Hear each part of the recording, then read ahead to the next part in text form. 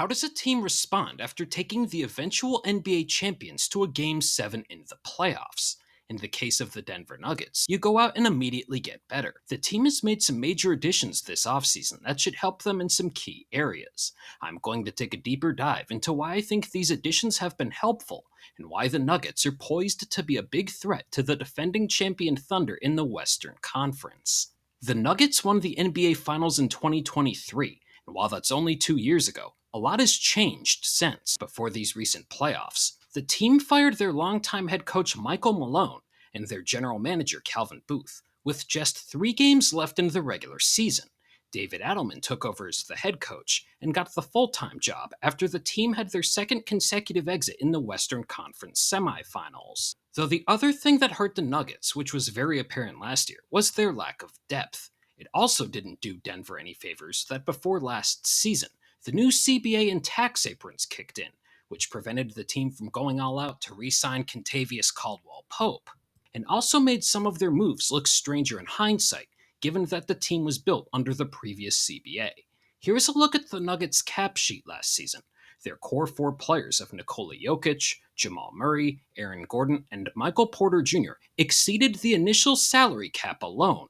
That isn't even factoring in how their 5th and 6th highest paid players in Zeke Naji and Dario Saric didn't make much of an impact. So if it wasn't for Russell Westbrook and younger players on rookie deals like Christian Brown and Peyton Watson, things could have been much worse, with Gordon and Porter Jr. both playing through serious injuries by the end of the Thunder series. The team unfortunately had trouble fielding competent lineups as the lack of depth was on full display. The first sign of change came on the night of this past draft, when the Nuggets traded Michael Porter Jr. and a future first-round pick to the Nets in exchange for Cam Johnson. Porter's blend of size and shooting is a great mix, and he can score in a variety of ways, though Johnson offers some similar skills, and maybe a bit more. This past year in Brooklyn, he was utilized at one of the league's highest rates out of handoffs, which is a common element of the Nuggets' offense, and Johnson showed he can create for himself and others out of the action. Cam, like MPJ, can also shoot off movement, and is very dangerous on spot-ups, whether it is shooting off the catch or attacking closeouts. That doesn't even factor in the boost he'll get playing with a passer of Jokic's caliber, as Cam made 44% of his threes off the catch that were considered unguarded this past year, and should see more open looks in the future, while also getting more chances to score off cuts.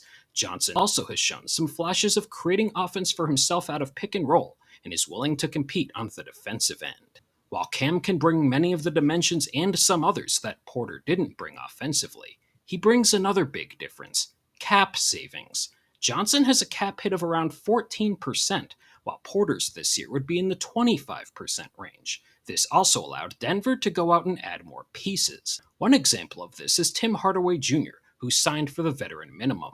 The 12-year vet has a lot of big game experience, but the other thing he gives Denver is another big-time shooter.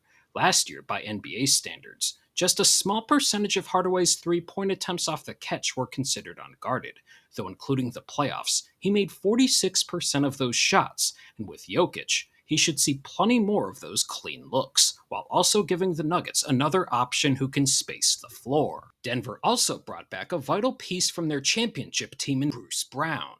Bruce is a Swiss Army knife who can do a bit of everything.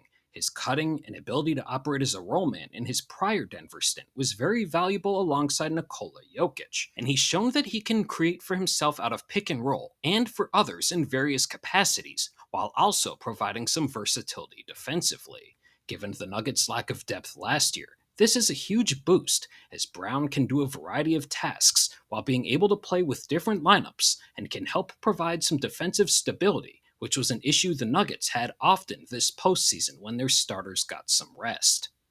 The Nuggets made another addition that was recently finalized when they acquired Jonas Valanciunas from the Kings in exchange for Dario Saric, though this move has a unique backstory. After this trade was first announced, multiple writers came out with a report that Jonas was seriously considering signing with one of the premier teams in Greece, and even went to Athens to meet with the team. Though Valanciunas apparently has 2 agents, one for NBA matters and the other for international, which is where things got confusing.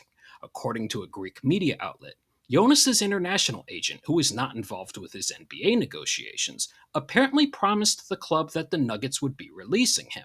This agent was either hoping for a quick payday or didn't have a grasp on Denver's backup big situation.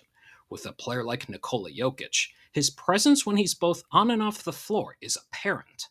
This was certainly the case with the Nuggets this past season. In the regular season, the team outscored opponents by 10.5 points per 100 possessions, with the three-time MVP on the floor, and were outscored by 9.3 points per 100 possessions when he wasn't playing. That's a nearly 20-point margin. It was even more drastic in the playoffs, where Denver was outscored by a ridiculous 22 points per 100 possessions when Jokic wasn't on the floor. Valanciunas can at least help keep the Nuggets offense afloat when their MVP rests. He's still very capable at scoring and facilitating out of the post, can contribute as a roll man, and also on the offensive glass. It will also give Denver another big that they can trust, even if it's for 16 or so minutes a game, which is something the team hasn't really had at their disposal in recent years. There are still questions about the Nuggets' backup point guard situation, but this roster already looks much more balanced and deeper compared to last year. This doesn't even include the addition of Deron Holmes, who tore his Achilles in Summer League after being drafted in 2024, who figures to contribute.